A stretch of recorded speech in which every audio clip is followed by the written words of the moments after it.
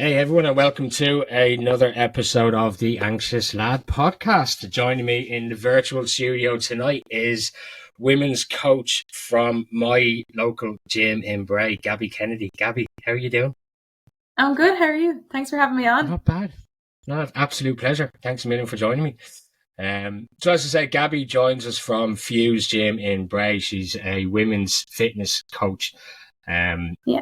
And we've had a lot of conversations over the last few months, I guess, Yeah. from me joining the gym and you know, water cooler conversations and stuff around the gym. And Gabby kind of knows a little bit about my story in terms of wanting to use fitness to get my mental health back. And I guess, Gabby, what really kind of brought me towards you was when I started in the gym, I started following you down on Instagram. That sounds like I'm a bit of a creep, actually. You know No, what I it mean? doesn't.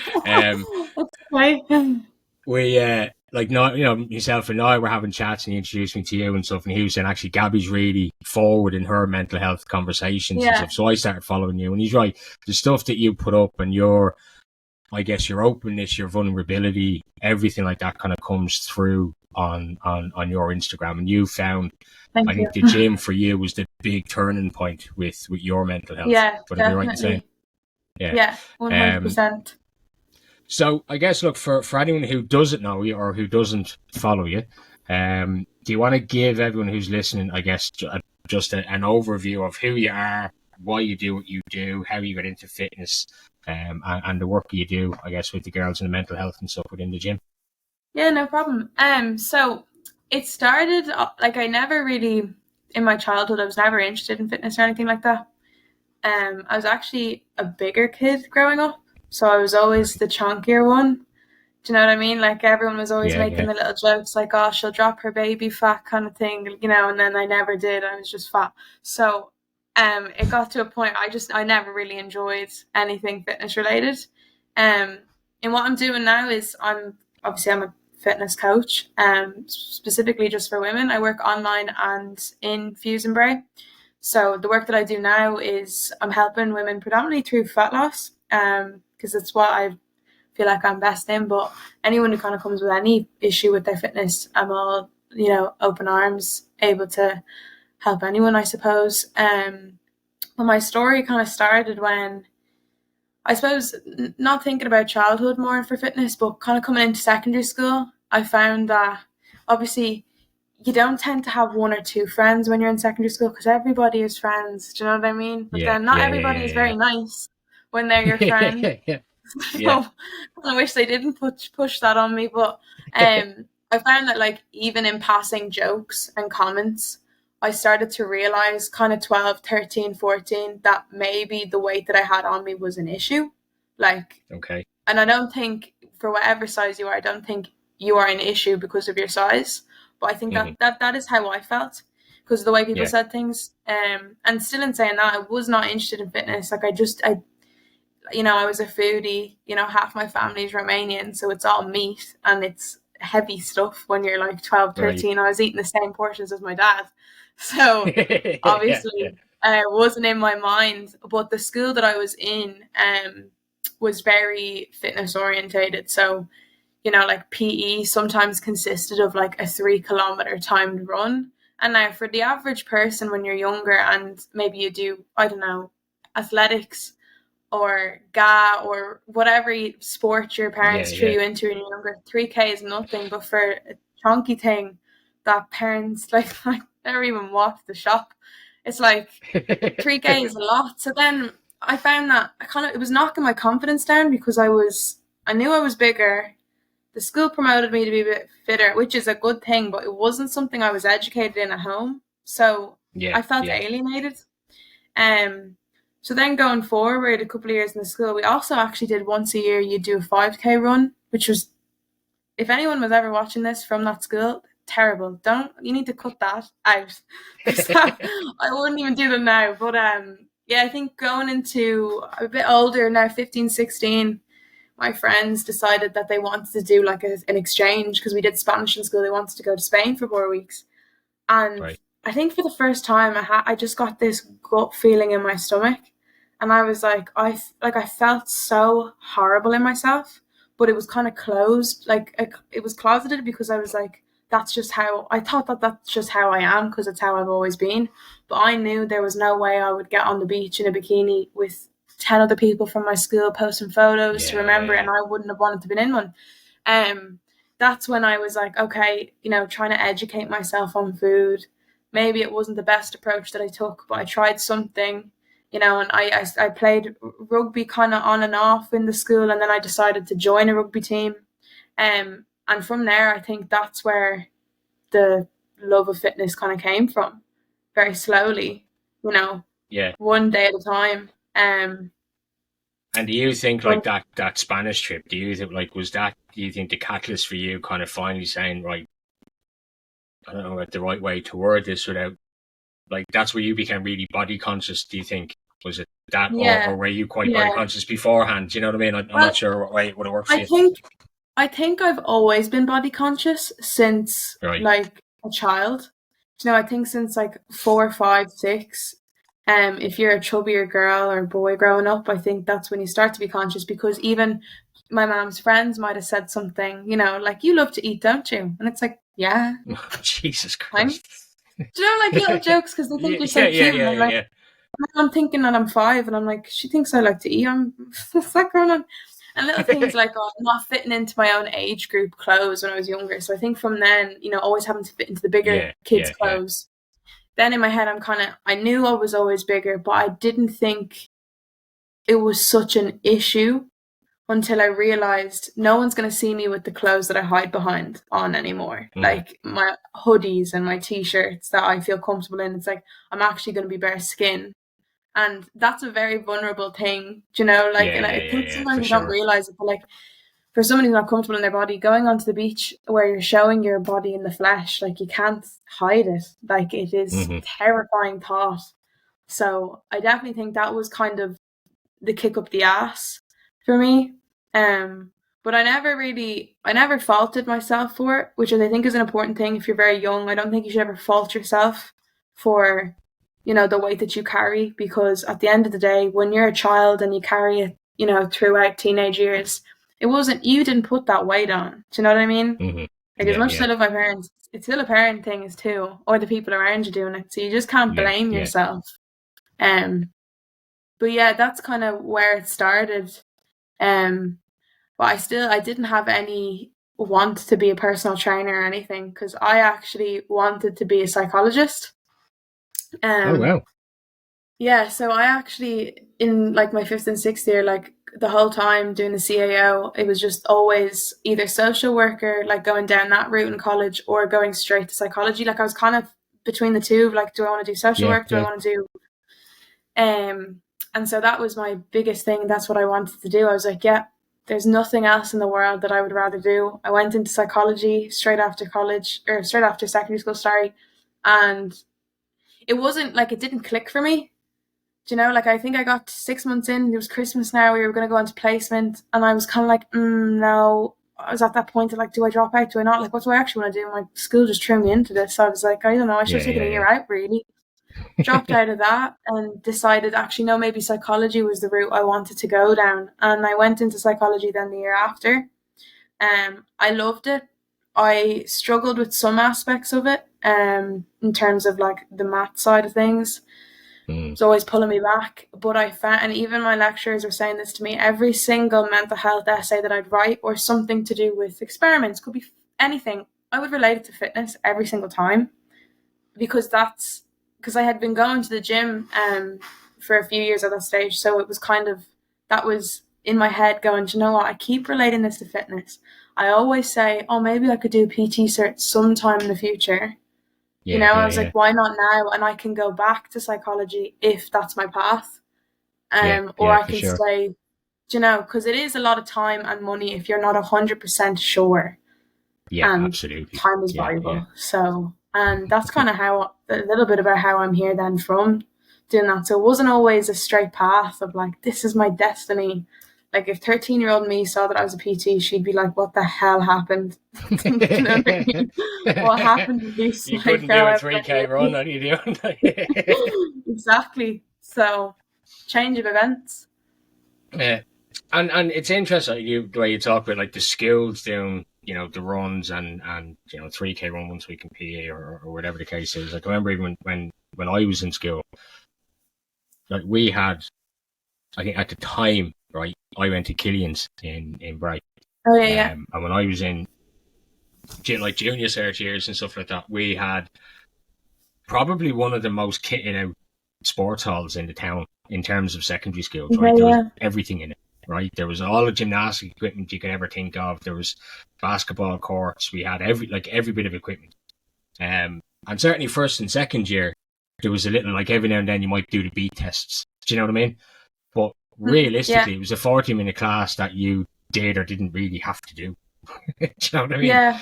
There was no real push on it. Now, unless you played football, like I'd get tired running the back, right? I'm not fitness at all. I used to play GA for Bray Emmets years ago. And up into my teenage years, I played hurling and stuff. But I never really saw myself as a fitness person. And I'd dip in and out of the gym and that kind of stuff. But there was never really a huge push, I guess, on fitness, certainly in the 90s in schools and stuff anyway. And it's interesting because I see my youngest daughter, her school now, once a week they have to do like the 1K. They can either jog it or walk it, but they have to get out and do it around the school grounds. And they do that kind of twice a week. But it's interesting what you said there, like if anyone's watching this, stop doing it. Like, what's your take on how schools try to implement, like on the one side, they're doing good things. Do you know what I mean? Right? Because they're getting out and they're getting active, right? And like my youngest will come home from school and she'll say something about, teacher said we're only allowed that amount of carbs every day, or we're only allowed this amount of carbs. And we're kind of, well, actually, that's not. I know why she's saying it, but that's not entirely so. Like I can see why they're doing it in terms of promoting a more healthier lifestyle, I guess. But it was just interesting you said there stop doing. So what's, I guess, long-winded question. What's your take on the way schools are doing it? Like, what way should, I guess, they be teaching kids about healthy eating, exercise, that kind of stuff? Yeah, I think, like, in my opinion, like, I'm half joking about not doing the 5K run.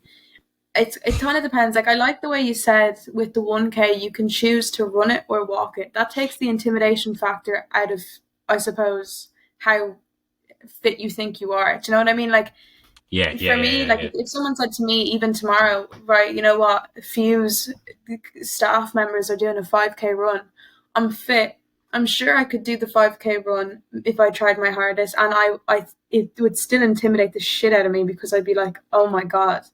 It's because I'm going to be compared to the person beside me, or that they know that I'm running. I'd like the option, if I was a young teenager doing it, I would love the option to know I could run or walk, because I probably would have chose walk, but I would have done it happily.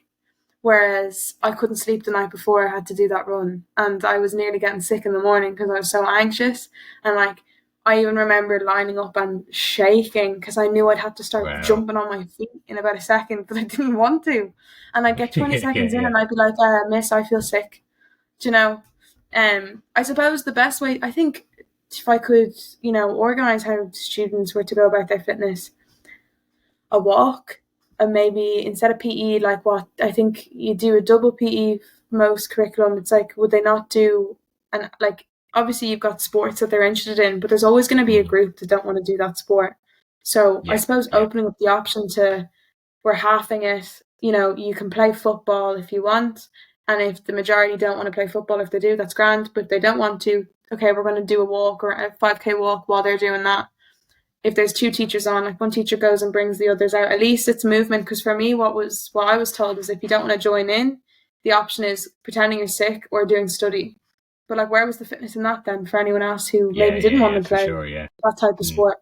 So I suppose, I think in keeping active, it's like finding what would keep students feeling comfortable, while getting them to kind of go, I suppose, I don't want to say completely comfortable, because I think it's good to get out of your comfort zone sometimes, but you know what I mean, in the sense of like, don't scare them into doing something, because they'll probably get such a fear from it, they'll never go back to it at some point. Do you know?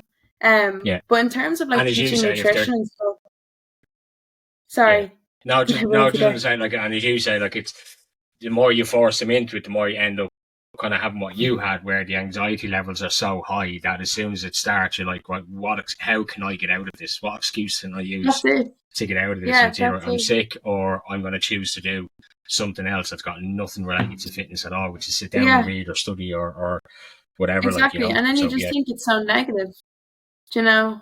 And like what I was going to say is, like, in terms of teaching nutrition and stuff like that, like your daughter's hearing about carbs and stuff, it's such a touchy subject, because I honestly feel like I understand if a PE teacher, depending on her, like their background, or even, I don't know, some other teachers with their like background in fitness, but I'm kind of like, unless you're trained in how to talk to the students about it, I wouldn't go there, because even for me, like, 16 and up is in the gym, that's fine. They're kind of old enough to understand a few things, but 13, 14 and 15, it's very touchy to start talking about your macronutrients and calories and certain things, without them taking it the wrong way, because that's where kind of issues with like food develop. I honestly think maybe every 3 weeks, cutting the PE class in half and doing one half, if they added it into the curriculum, explaining, balance and portion control and how to gain and build muscle and gain weight and lose weight. Because I find that it's very much, lose weight, don't have so much fat on you. But instead of kind of, how do you build muscle? Like, what if someone's unable to pick themselves up, or they get injured more easily? It's like, you never really hear about gaining a bit of muscle. They just kind of jumped, you don't want to be a bodybuilder. It's like, don't think my nan wants to be a bodybuilder either, but she wants to build a bit of muscle so she doesn't like hurt her back when she sits down. Do you know what I mean? It's like, it's not always about that. Yeah. But I do, you kind of feel like, it's certainly with this kid, like my youngest is in primary school, so even again, it's younger than teenage years again. Even younger. Yeah, so and a lot of it tends to be kind of the generic, 5 a day. Your portion size should be the size of your hand, and it should only be this, and it should only be that. And it's like, that's not entirely true. But then again, you're putting these strange connotations onto food, then, as you say, and that can be a good or a bad thing depending on what way. Then, and obviously, then when they come home, then a huge element of it then is obviously going to be as me as a parent and my wife, and how we feed the kids then as well. Do you know what I mean? In the balance that we have at home and stuff. Yeah, and I agree. Like, I also think, if a child goes home to their parents, and let's say their parents are like both equally very out of shape, if they're taking it a little bit personal, because sometimes parents do project how they feel. If their kids coming home saying, "Oh, we were supposed to do this, that, and the other," their parent might retaliate by going, "Oh, sure, that doesn't matter," and then they're hearing in their head, "Oh, it doesn't matter." Yeah. And they'll click then.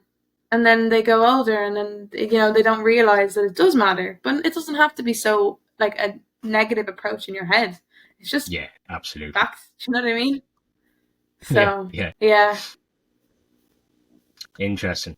So talk to me a little bit then about how, because like I said at the start, right, you've been quite open, I guess, right, about your mental health struggles on your social media, right, and on Instagram and stuff, and and there was one video you put up that was powerful. I think it was sort of end of October, maybe start of September time, and I was like, fuck, that's awesome.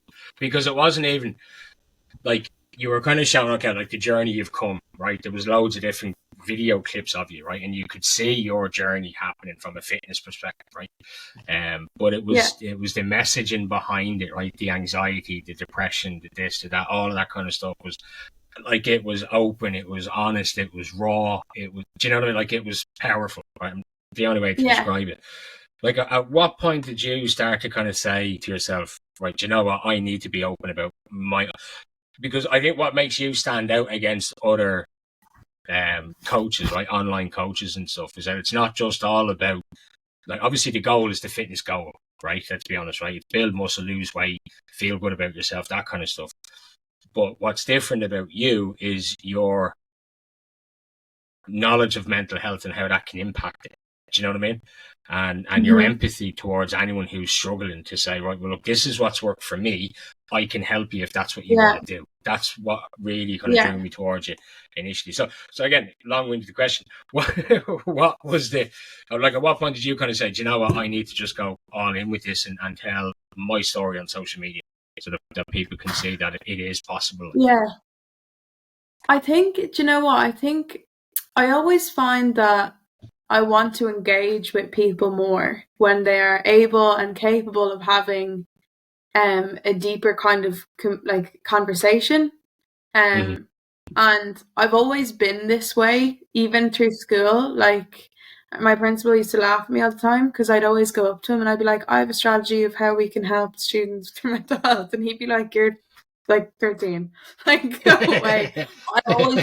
I've always been open and honest. And I think, you know, not a lot of people are open and honest about it.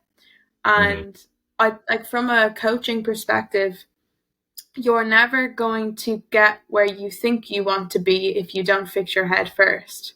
Like, you could you could have a huge transformation with your body. You could look completely different. You could change everything and still hate yourself. And there's a reason for that, because it's deep rooted from somewhere. And I find that, like, as human beings, we're always looking for the next thing, you know? Like, you might look forward to going for lunch with your wife, but then while you're at lunch, okay, that's already done now. You're thinking, what's happening next Saturday? What's happening? It's always the next thing, the next thing, the next thing. And then you look back and you're like, geez, that was ages ago. It's the same thing with fitness. It's like, when I lose 10 kilos, I'll be happy. Why, when you lose 10 kilos, why can't you be happy and accept the fact that you're actually making a change for yourself? That's a happy thing. Like, it doesn't have to be a negative thing. And I think that by being open as a coach, people will see, oh, you know, maybe because she's open, I might not feel so guilty, you know, wanting to talk about how I feel. And I'd like to think that the women that I work with can message me whenever they want about anything. Given, like, obviously, you know, there's a time and place where maybe it needs to be taken further because there's obviously more professional help that you can get. But even as simple as, I don't want to walk into the gym today, I'm so anxious, everybody's going to look at me.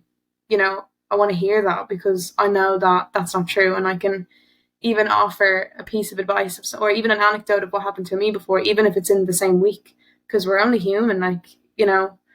So yeah, I just think it's really important, because even with yourself, like, by hearing my video, you knew you could approach me about the podcast, that I would talk about things, and that's literally where it's like where my want stems from it, to keep going, because it's good to have those conversations. No, absolutely. And I think, like, what I love about, so, like, my journey into the gym is, you know, to a degree, right, was I had gone through therapy and done all that kind of stuff, you know, the podcast, different training, life coach training, mental health, you know, suicide, first aid, all that kind of stuff. But there was a point with me where something still wasn't clicking. Do you know what I mean?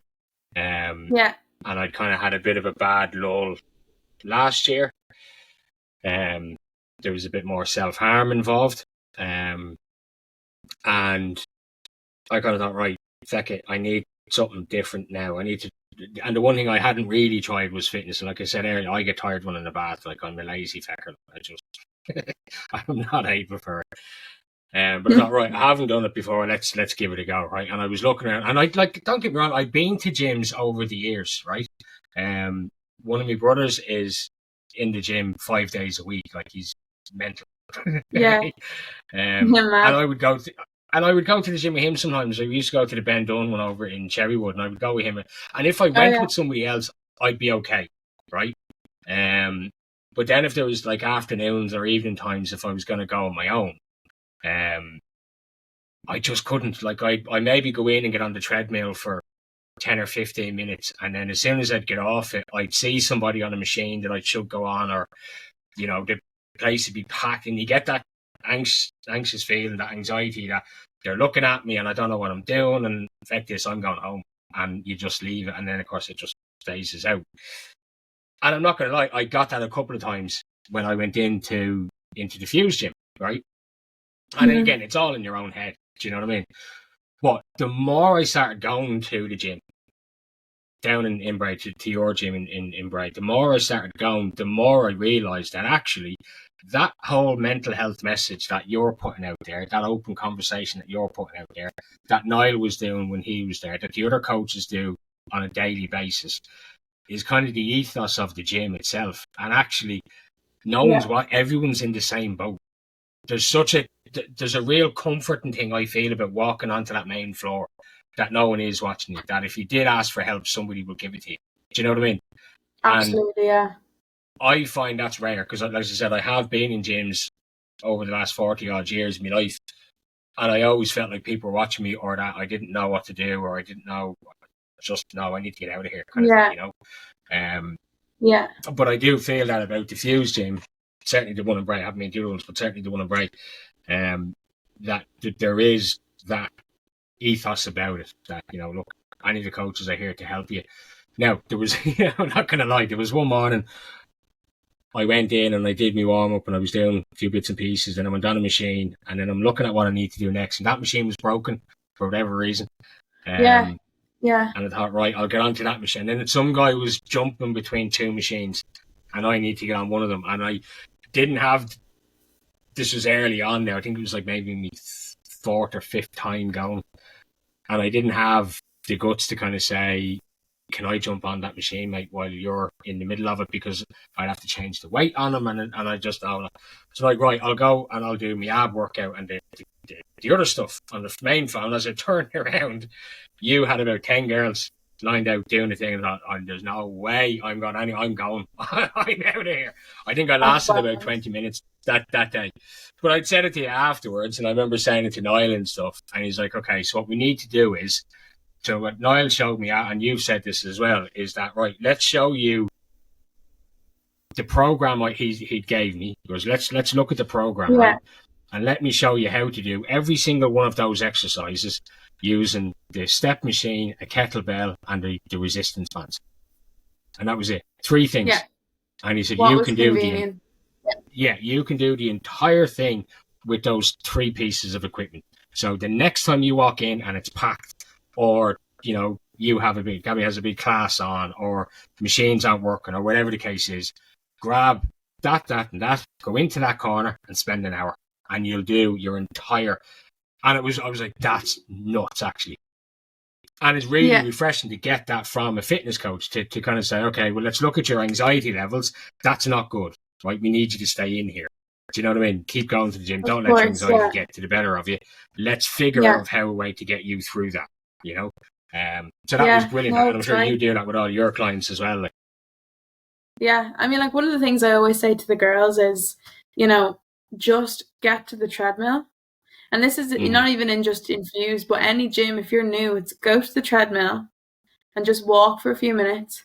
Think about where you're going to go next. You know, if you're feeling anxious, you get to the gym floor and you're like, I can't do it yet, go back to the treadmill. Just as long as you stay in the gym to build that habit. If you want to go home after 20 minutes, 30 minutes on the treadmill, just go home. But the next day, like, give it a go. Even sometimes some of the girls might sit in the dressing room for a few minutes. Do you know what I mean? Like, they're taking a minute to take it in, because it is a lot, you know, especially when you're new to it. It's a lot. It's very intimidating. But what I find with Fuse in particular is that the intimidation goes away quite quickly, do you know? And one of the strategies I bring the girls in when it's very empty, and then gradually I might bring them in for another session when I know it's a little bit busier, and then a little bit busier. It's kind of like building building blocks to when it is busy, so that it's not a shock to the system when they see everybody around. Yeah. Just that's little by little. Doing it, actually, yeah. Because I noticed, like, for me, like, my routine was always like, I drop the little one at school and then go straight. So I was there at 9 o'clock in the morning. So it's not usually that busy. Do you know what I mean? And that's perfect for me.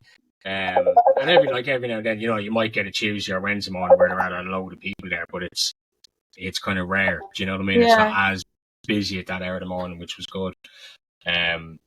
But you're right, you kind of hit the nail on the head there, where it's those big feelings of anxiety and fear and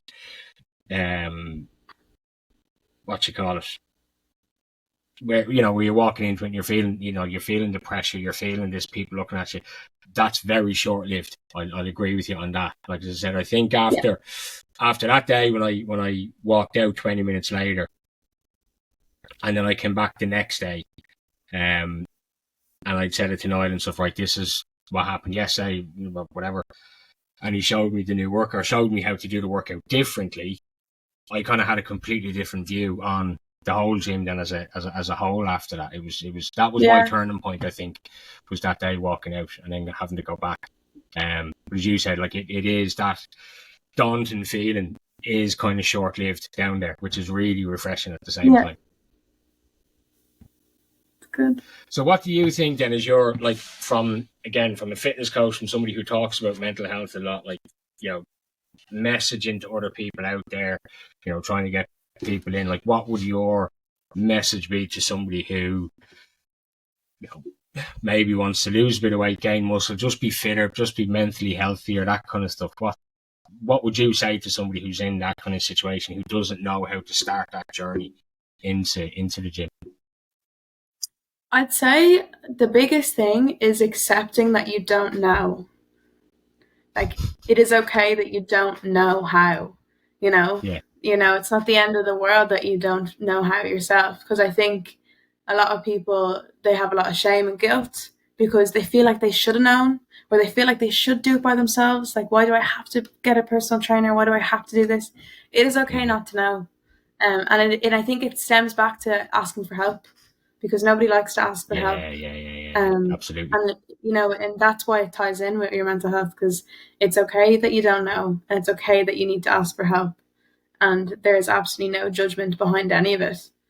And if someone is listening and they're on the fence of taking the plunge, like, you know, you're doing something for yourself, like for just yourself, by reaching out, you know, like you're giving yourself the most respect, you know, and self-compassion and self-love. Like, that is the most, like, it's the deepest form of self-love, I think, is just reaching out for you. So if anyone is on the fence, just think of what do you value the most? Do you know what I mean? At the end of the day, when you're going to bed and you're thinking, you know, what would make you genuinely, you know, feel better, live better, you know, and put that first over anything. And by reaching out and getting help and someone guiding you, you're never going to fall back, because they're always going to keep pushing you forward. If anything, you might just be at a standstill, but that's better than going backwards, you know?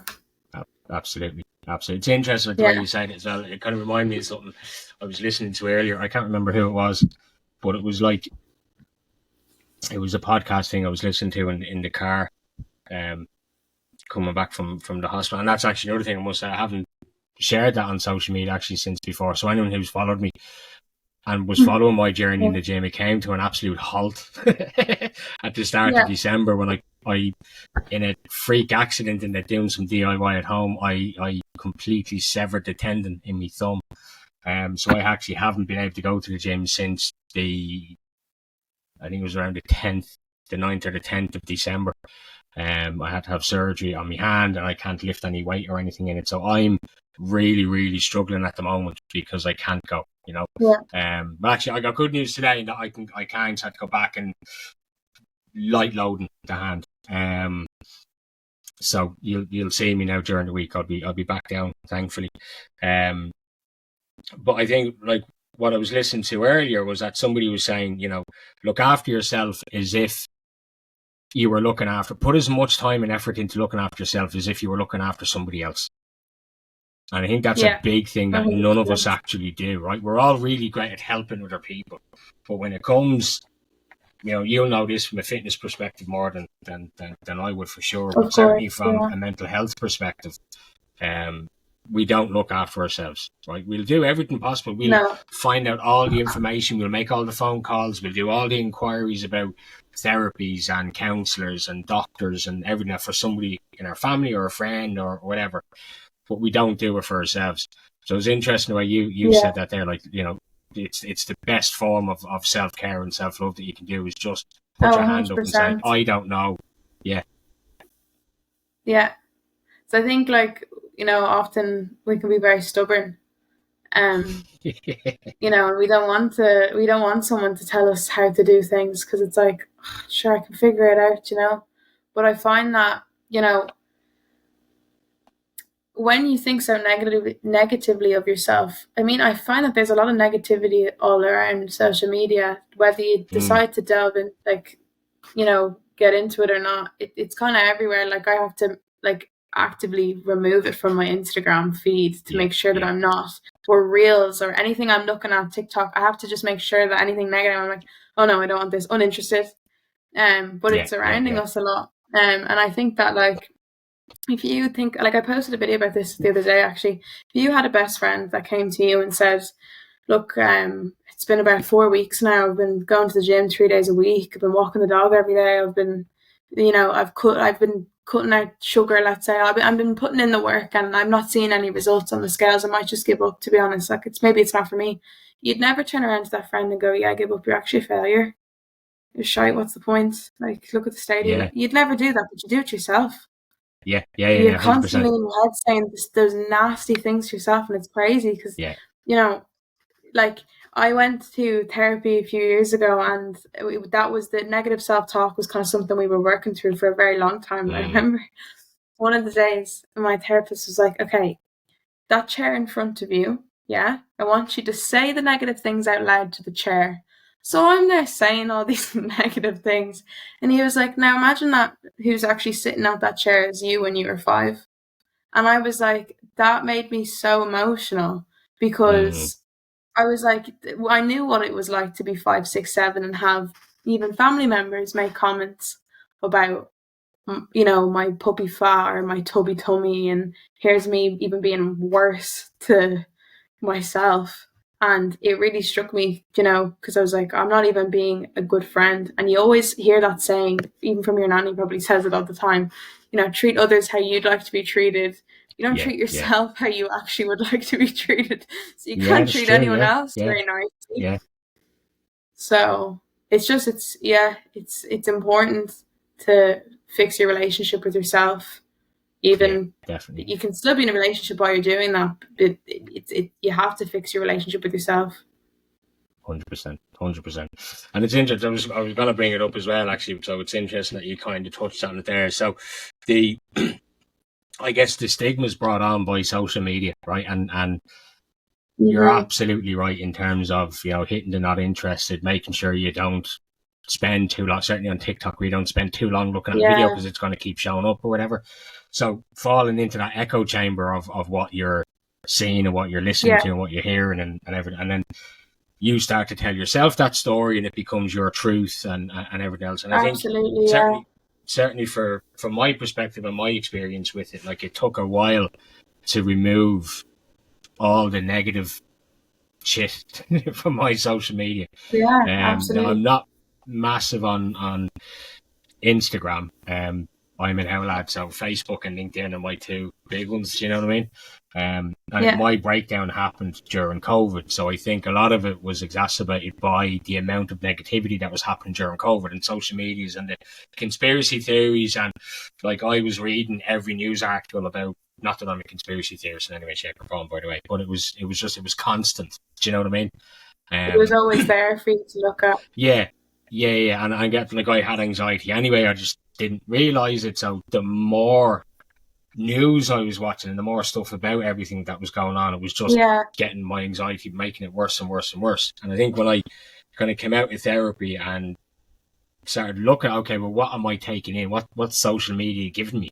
And I realised that, right, and it took ages to get rid of all of it. And as you say, you need to be very careful now about the reels that you watch and the TikToks that you watch and how long you spend on them, and because it's just going to keep. So again,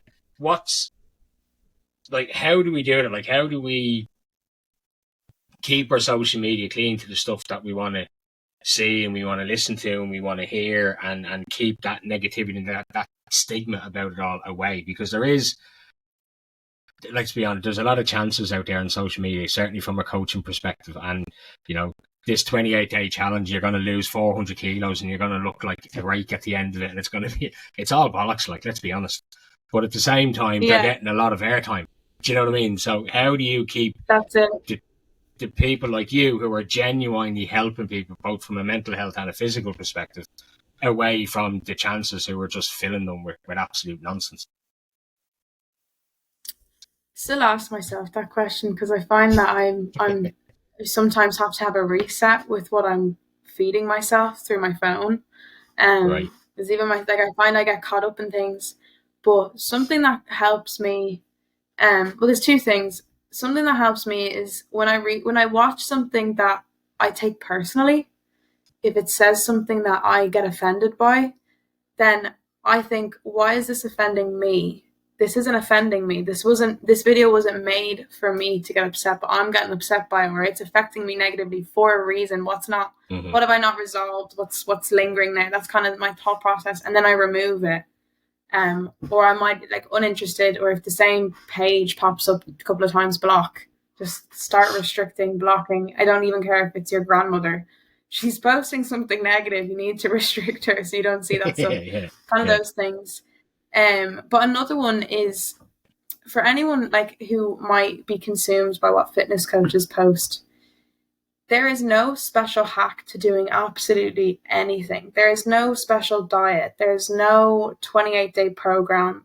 There's no, there's nothing. There is not one person in the world that can tell you just through a video, not knowing you or what you look like or what your background is or anything, and tell you this one thing is going to do this for you.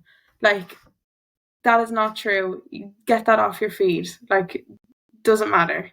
Do you know what I mean? Obviously coaches will be like, this is one thing that you can do to enhance your fitness. Okay, watch the video. It's going to be just a tip, do you know? But if they're telling you, you need to be eating this food to lose this amount of weight, it's like, no, I don't. I don't need to do that. Leave me alone. Don't eat that it's so fruit. much, because it is so much where it can just pull you into, it kind of goes back to the point you made earlier, right? About, if your friend came to you and said, look, I've been doing this for 4 weeks and I'm not noticing any difference on the scales, and I'm not doing this, I'm not doing that, and blah, blah, blah, blah. You're not going to say, I can just give up, right? But we do it to ourselves. But there's such a, one of the things I see all the time are these lads, right, ripped and shredded, and the voiceover on it is, my 60-year-old dad started doing calisthenics and he's doing the push-ups and the blah, blah, blah. I'm he's not. He hasn't done that in a month, do you know what I mean? Yeah. But at the same time, there's going to be people who would look at that, as you say, right? It's always looking for that quick thing. What's the next thing, right? Exactly.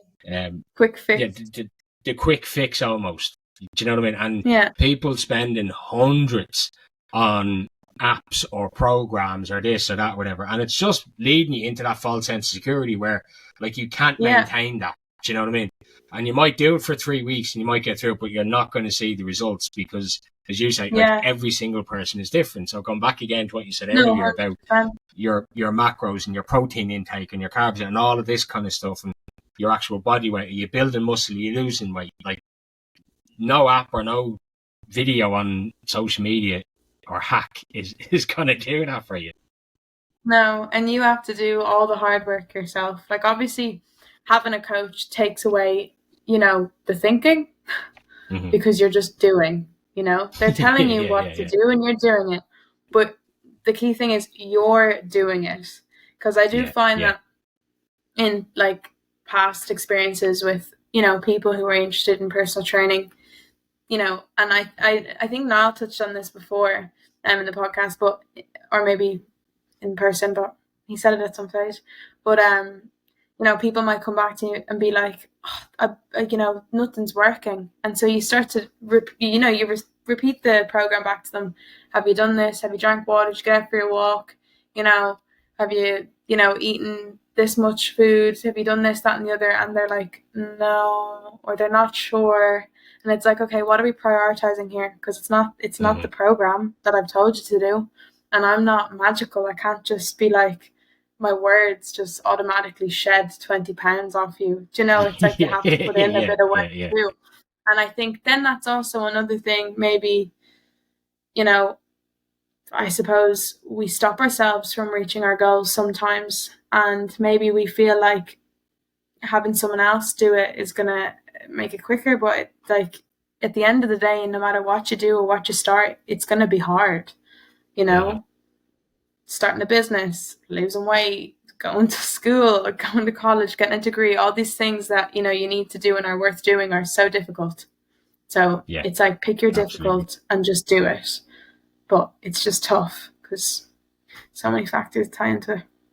Yeah. And do you find, like, is there,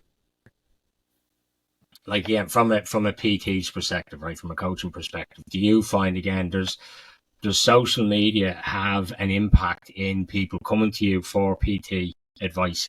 Like you can watch a video and think, actually, yeah, I can do that. And that's what I'm going to do when I go to the gym. And it could be completely wrong for their body type, for their goals, for what they want to achieve, for their age, for their fitness, whatever it is, right?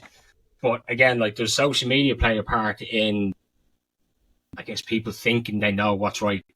That sounds bad, but you know the point I'm trying to make. Like no, I know what you mean.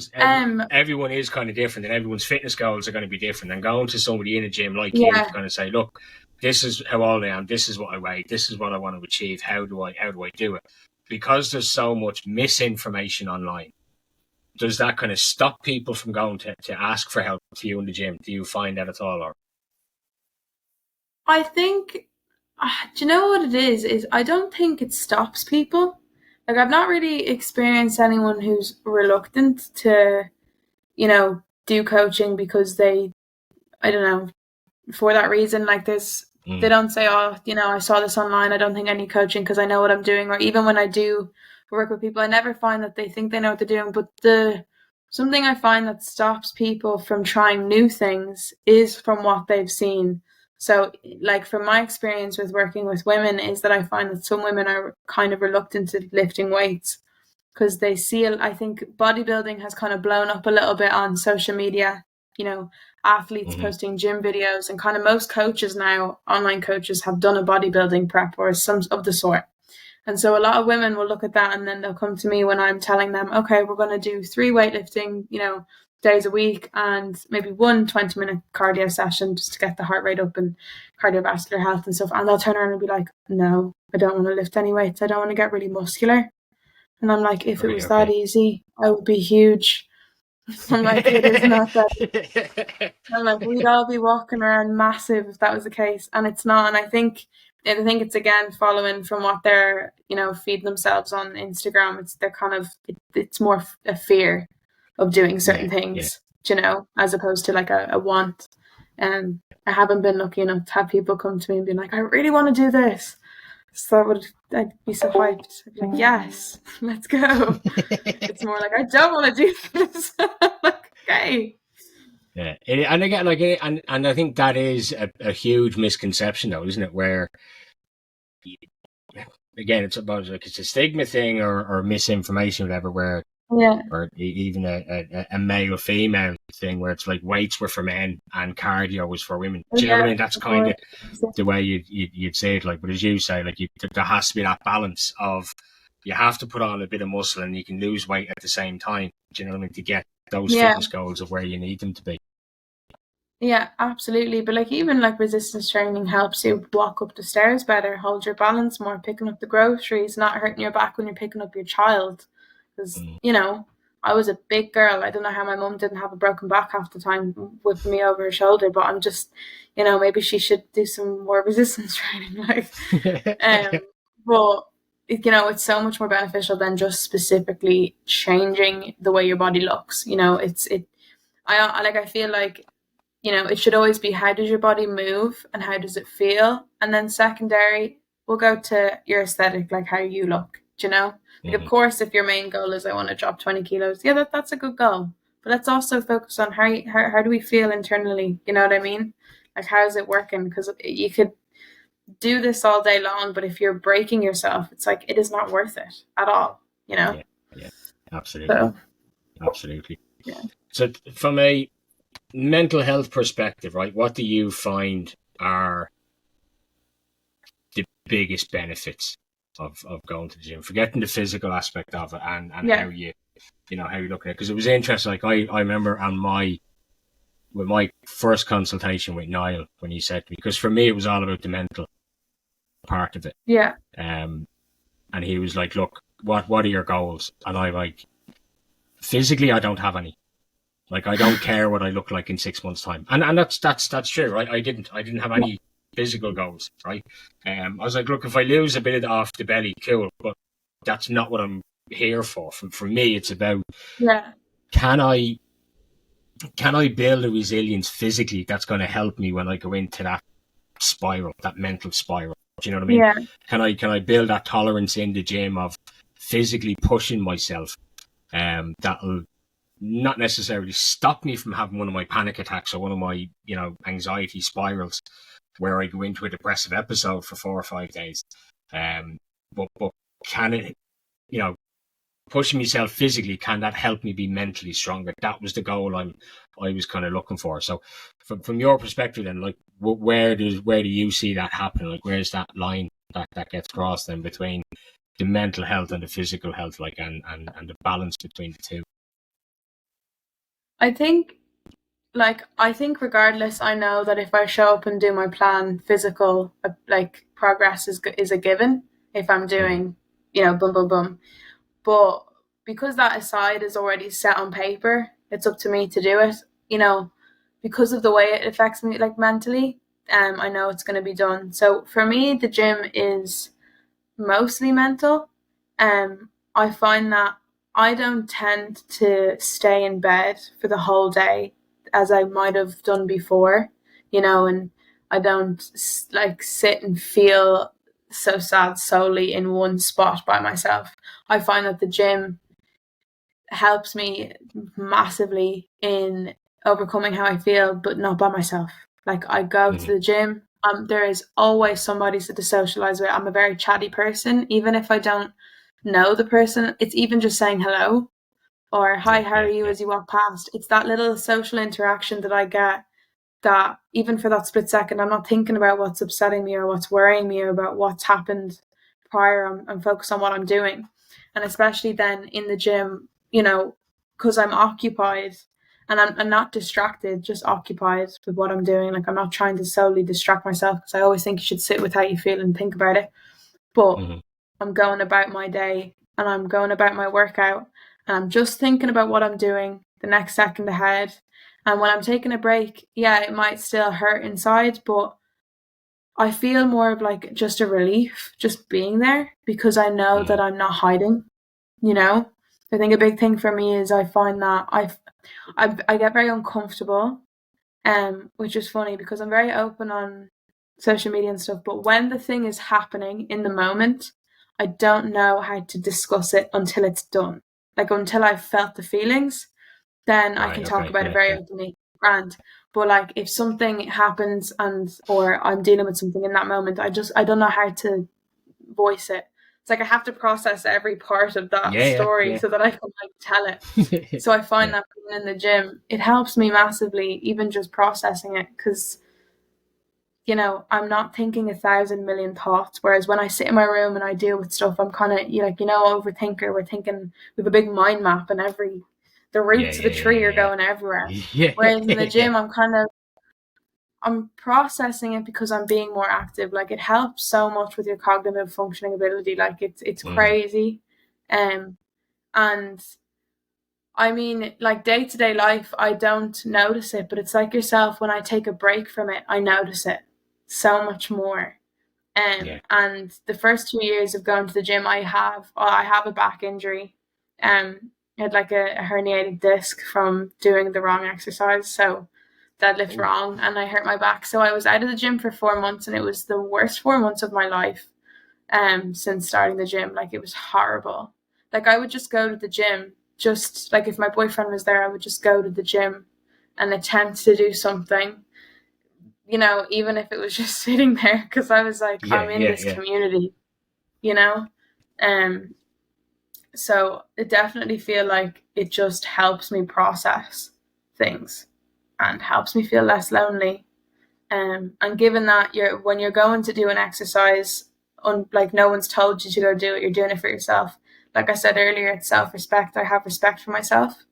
And it's teaching me that I'm loving myself, because I'm like, I'm going through all this shit and I'm still getting up and I'm still doing what I said I would do. Like, I'm doing that for me. And then it's like, if I can get through the workout that I did, that it was heavy, that I was lifting heavy weights, I can get through the heavy things mentally, you know? Because you can lift heavy weights in the gym, you can deal with heavy things at home. That's what I genuinely believe. Deadly. So. And it is. It's interesting you say it, because, like, as I said, I was there for, and I was really getting into it. Like, I never thought I would. And I think we said this briefly kind of before we kicked off like that. I was getting to a point where I'm like, I am really enjoying being in the gym. Yeah. And I never thought I'd say that. And I think, and I didn't really know why up until about 10 seconds ago. And you've hit it out, and it's like, that's exactly what it was. Like, from my anxiety perspective, right? As you say, when you sit down, your mind map is going everywhere, and it's just thoughts are flying. When you're in the gym, it's still, but it's happening at a slower rate. Do you know what I mean? You can process different things at different speeds and different rates and stuff. Whereas, over the last 6 weeks that I haven't been able to go, I found my mind is racing a hell of a lot more than when it used to before I was going. And that's, I think, what's really bugging me now, and that's what's getting on top of me, is that because my mind won't stop and slow down, I'm finding my sleep pattern is all over the place again. I can't turn the noise down in my head. Do you know what I mean? Yeah. And it seemed like, as I said, up until about 10 seconds, I didn't realise, and it was only when you were saying that about being in the gym, it slows everything down. You're still processing. You're still dealing with everything. It hasn't, it's not like it literally turns your brain off, but it does slow it down because you're putting so much focus into the physical aspect of things. Do you know what I mean? That when you walk away, everything it does add a certain amount of clarity to everything then around you, I guess. Which is So thanks for that. That was a nice little. No problem. Nice little moment there. I realized actually that's what it is. Awesome. So, Gabby, thank you so much for coming on and talking to me tonight. No problem. Thanks for having me. Absolutely amazing. So, for anyone for listening, how can people find you? Specifically, obviously, women who are listening to the show, how can they find you? Instagram, Facebook. What's the best way to reach out to you, to find you, to get in touch? Best way, yeah. So Instagram, it's Gabby Kennedy Coaching.